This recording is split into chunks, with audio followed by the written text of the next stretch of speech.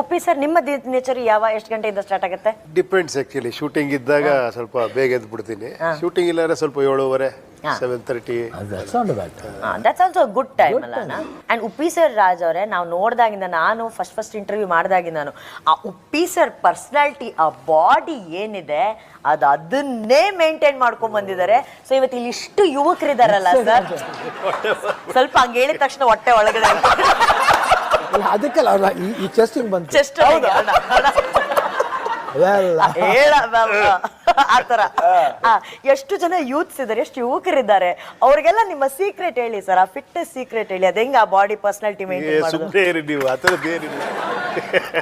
ಇಲ್ಲ seriously sir, ಏನ್ ಮಾಡ್ತೀರಾ ನೀವು? ಯೋಗ ಮಾಡ್ತೀರಾ, ಜಿಮ್ ಮಾಡ್ತೀರಾ, ಅಥವಾ ಅಣ್ಣ ಹೇಳ್ದಂಗೆ ವಾಕಿಂಗ್ ಮಾಡ್ತೀರಾ?